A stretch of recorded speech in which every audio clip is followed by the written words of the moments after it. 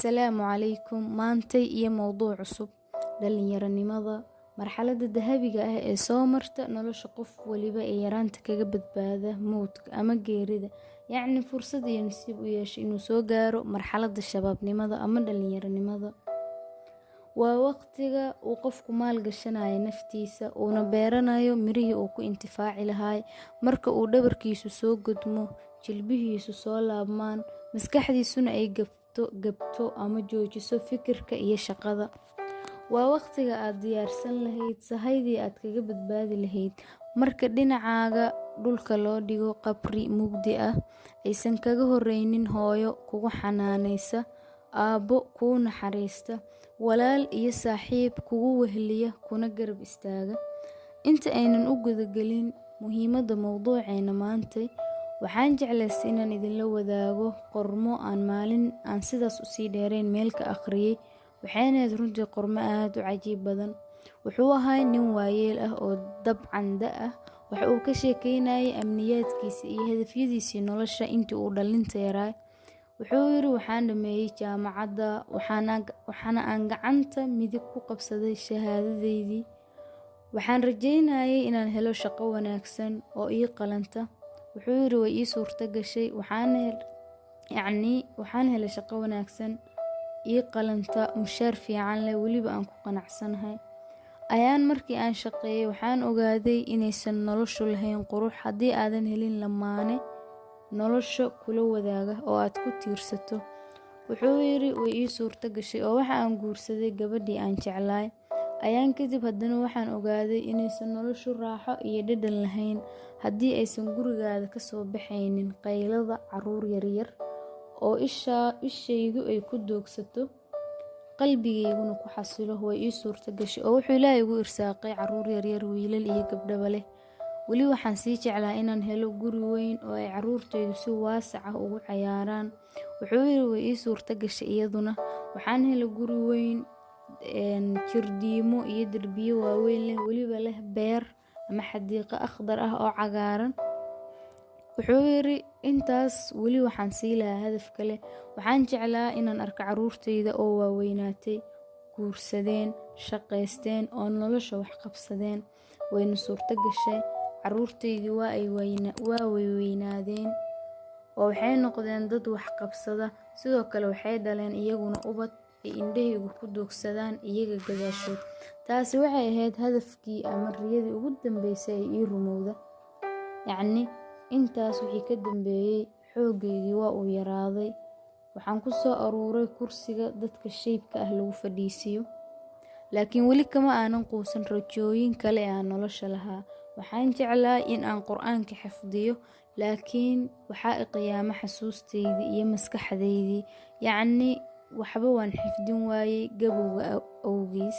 Wuxuu yiri waxaan jeclaa inaan Ilaahay dartiis u soomo, laakiin waxaa qiyaamay xubnahaygii tabarta yaraa ee aan awood u lahayn inay saacado badan baahnaadaan.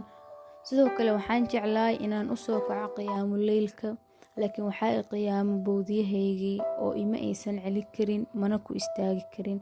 Markaas ayaan waxaan dhahay run ayuu sheegay rasuulkii Ilaahay marka uu yiri waxaad ka faa'iideysataa 5 ka hor inta aysan kugu imaanin 5.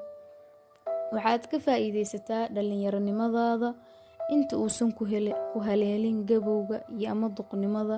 Waxaad ka faa'iideysataa caafimaadkaada inta uusan ku haleelin xanuunku. Waxaad ka faa'iideysataa firaaqadaada iyo fursadahaada inta uusan ku haleelin mashquulku. Waxaad ka faa'iideysataa noloshaada inta aysan ku haleelin geeridu. Haddii aan u soo laabano mowduuca maanta miiska inoo saaran, waxaynu ognahay dhalinyaranimadu inay tahay waxyaabaha ugu qiimaha badan ee Ilaahay subxaanahu wa tacaala qofka uu siiyo. Waxaan kala jeedaa inta aad dhalin yar tahay, isu geey xooggaaga iyo awooddaada si aad ugu gudubto xayndaabyada ku hareeraysan noloshaada ee marba marka ka dambeysa kugu soo qaabilaya wajiyada kala gedisan. Waayo markaas ayuu xalku fudud yahay. Waxa aad u shaqaysataa adduunkaada iyo aakhiradaada inta aad gacanta ku haysato shahaadada firfircoonida iyo dhalinyaranimada. Ka faa'iideyso waqtigaada kuna bixi wax nacfi leh, waxna kuu taraya. ka faa'iideyso inta araggaagu caafimaad qabo ee aad sida bareerka wax u arkaysid. Waxa aad ka faa'iideysataa dhallinyaronimadaada inta maqalkaagu sarreeyo ee aysan dhagahaadu howlgab noqon. Nolosha macaanideeda iyo dhadhankeeda waxaa haysta qofka Ilaahay isugu daray caafimaad iyo dhallinyaronimo. Haddii aad labadaas isku hantido, waa caafimaadka iyo dhallinyaronimada, waxa aad tahay taajir, yacni Ilaahay u mahadceli. Shaqayso oo bixi juhdi iyo dadaal badan. Waxaad u dadaashaa sidii aad u beeran lahayd maal iyo irsaaqad xalaal ah oo aad kaga maaranto inaad cid bini'aadam ah u baahato. Ka faa'iideyso araggaaga inta aad akhrin karto, aragtidaadu inta ay qaban karto aayad Qur'aan ah oo musxafka ku taala. Waxaad ka faa'iideysataa dhagahaaga inta maqalkaagu ay awood u leeyihiin ama dhagahaagu awood u leeyihiin inay maqlaan aadaanka salaada. Waxaad ka faa'iideysataa afkaaga inta uu awood u leeyahay inuu Ilaahay xuso ee uusan isku dardarin hadalka gabowga awgiis.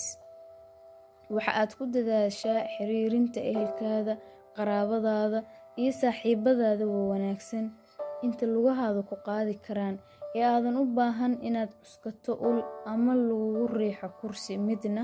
Waxa aad ka faa'iideysataa gacmahaaga inta ay qabsan karaan howlahooda ee aysan u baahnayn inay qof sugtaan. Ha ku qiimo beelin wax aan micno weyn u soo kordhinaynin noloshaada. Fursadaha sida xawliga ah kugu dhaafaya waa inaad joojisaa.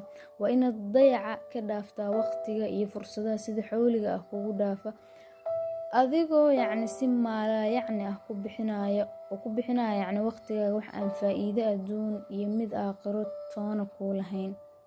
Isdhiiri geli, fadhigana ka kac, wax qabso inta caqligaaga iyo cimrigaagu isla egyihiin, inta aad dhalin yar tahay. Dhammaanteen Ilaahay ha ina waafajiyo tawfiiqda adduun iyo mid aakhiraba. Mahadsanidin. Asalaamu calaykum.